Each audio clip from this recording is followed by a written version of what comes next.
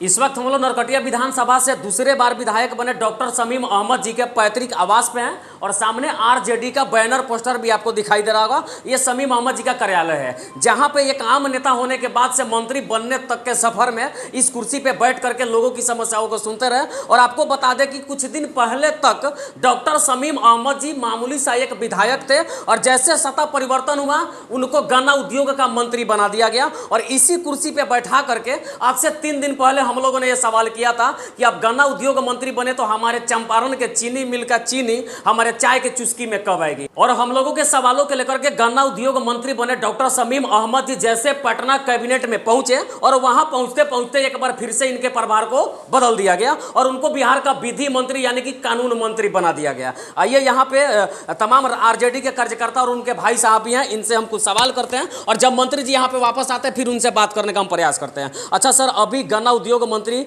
कुछ दिन पहले बने थे और ये तमाम जितने गुलदस्ता आप देख पा रहे होंगे सभी मुस्कुराते हुए इस बात की गवाही दे रहे हैं कि हमें तो गन्ना उद्योग मंत्री के हाथों में दिया गया था लेकिन अब वो कानून मंत्री बन गए। इस पे आप क्या कहना चाहते हैं? 30 तारीख के मंत्री जी गए पटना, उसके कल हो के आज सुबह हम लोग देखते हैं से गन्ना मंत्री के बदले उनको बदल के कानून मंत्री बना दिया गया। ये सब लोग हम लोग को पता नहीं था। अच्छा, पहले से ही सब आप लोगों को पता कुछ था कि इनका मंत्रिमंडल बदलेगा, मंत्री पद बदलेगा?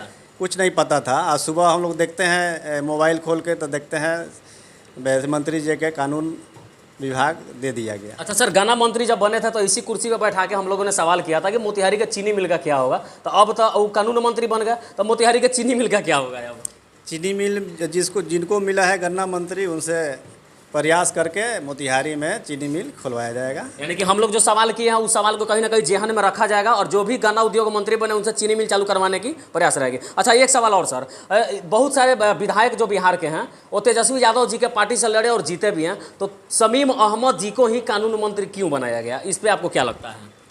पार्टी उन पर पार्टी हम लोग पर विश्वास करके उन पर स्वच्छ छवि के लेकर हमारे माननीय मुख्यमंत्री और माननीय तेजस्वी जी उप मुख्यमंत्री उन पर विश्वास जताया और उनको बिहार का कानून मंत्री के रूप में सौंपा। अच्छा, इनका जो छवि है बिल्कुल साफ है, अब तक इन पर एफआईआर कुछ हुआ है कि नहीं हुआ है? एकदम छवि साफ है, अभी कुछ इन पर दाग नहीं। और जैसा कि सभी लोगों को पता है कि जो पिछले कानून मंत्री थे उनके ऊपर अपहरण, बलात्कार, न जाने बहुत सारे मुद्दों का एफआईआर था, सुप्रीम कोर्ट के वारंटेड आदमी थे और उनको कानून मंत्री जैसा ही बनाया गया था उसके बाद बहुत सारे सवाल उठने लगे थे और बहुत सारे लोग बहुत सारे सवाल खड़ा करने लगे थे। लेकिन नीतीश कुमार जी का यह फैसला बिल्कुल सही माना जाएगा कि जिनके छवि में दाग हो उनको कानून मंत्री तो होना ही नहीं चाहिए, क्योंकि वो जो बच जाएंगे और उनको उस मंत्री भर से हटा करके और डॉक्टर शमीम अहमद जी को कानून मंत्री बना दिए। अच्छा, आप यहाँ के प्रखंड अध्यक्ष हैं तो उस नाते से आप इस प्रखंड के छोटे कानून मंत्री हुए, अपने प्रखंड में जो भी भ्रष्टाचार हो रहे हैं,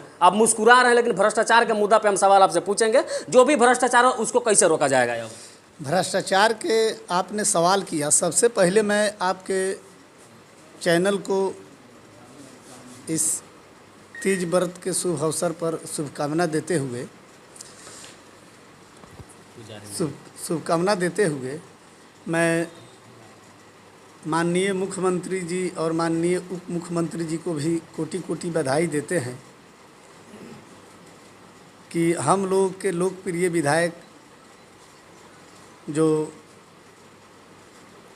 गन्ना उद्योग मंत्री के रूप में शपथ ग्रहण किए और उनके चरित्र और उनके छवि को देखते हुए उन्होंने 1 सप्ताह 15 दिन के अंदर में उन्होंने विभाग बदलने का काम किया और हम लोगों को विधि विभाग मेरे माननीय विधायक जी के जिम्मे सौंप दिया गया।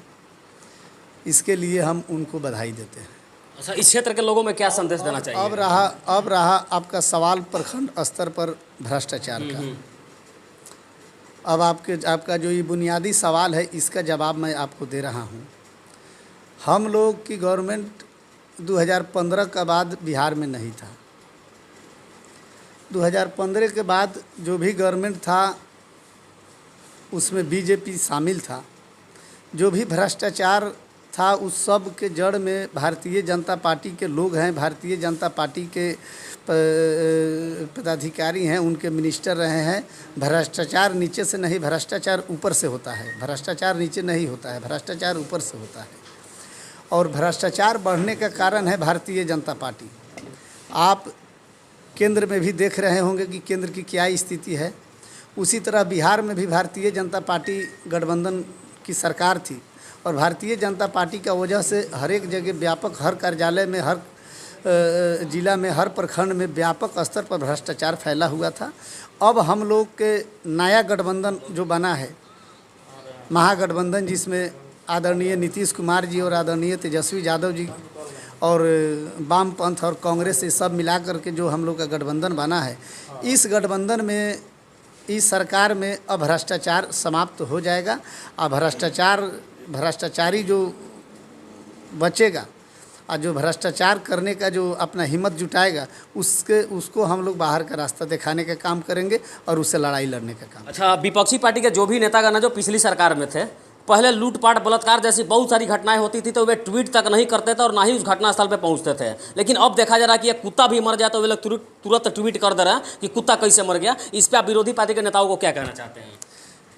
देखिए, वो लोग सत्ता में जब था तो उन्हीं लोग के इशारे पर बहुत सारा घटना घटित होता था। अच्छा, उन लोगों के इशारे पे घटना उन लोगों के इशारे पर ही होता था, चूँकि सत्ता में था, वो लोग संरक्षक था, गलत काम का, गलत चीज़ का, गलत लोग का वो लोग संरक्षण देता था, तो इसलिए वो लोग जाता आता नहीं था।